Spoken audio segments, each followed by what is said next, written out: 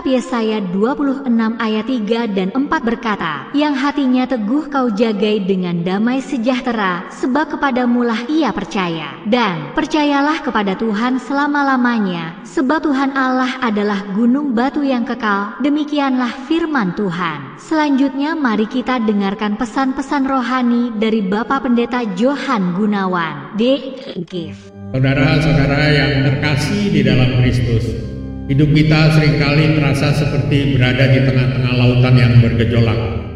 Setiap hari kita dibombardir oleh badai yang berbeda-beda, berita buruk yang membanjiri layar ponsel kita, berita-berita hoaks di internet, dan tekanan batin di tempat kerja yang membuat pikiran kita gelisah, dan masalah pribadi yang terus-menerus menguji kekuatan hati kita. Kita berusaha mencari damai, seringkali dalam hal-hal yang fana, mencari hiburan di klub-klub malam, bahkan pencapaian materi dan harta sebanyak-banyaknya. Tapi kedamaian itu hanya bertahan sebentar, seolah-olah hanya menenangkan di permukaan dalam hidup kita, bukan dasar hati kita. Dunia menjanjikan damai jika semua masalah kita hilang. Dia berbisik, kamu akan tenang jika kamu punya banyak uang dan cukup, jika hubunganmu sempurna, atau jika semua orang menyukaimu. Namun kita tahu janji itu palsu. Tidak peduli seberapa banyak yang kita miliki atau seberapa sempurna hidup kita terlihat, kekhawatiran dan kegelisahan tetap bisa datang kapan saja. Di tengah semua kekacauan itu ada sebuah janji yang jauh lebih kuat dan abadi dari Tuhan.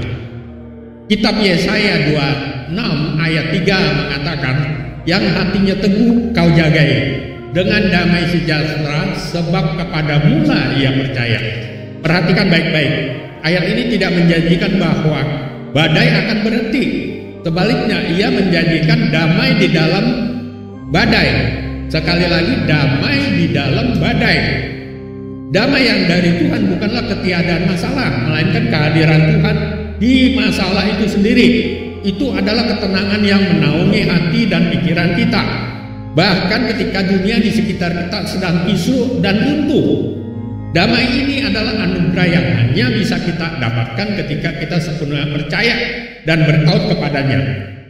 Ketika kita menyadari bahwa bahwa kendali hidup kita bukanlah di tengah kita sendiri, melainkan di tangan Bapa yang penuh kasih, barulah kita bisa melepaskan kekhawatiran kita.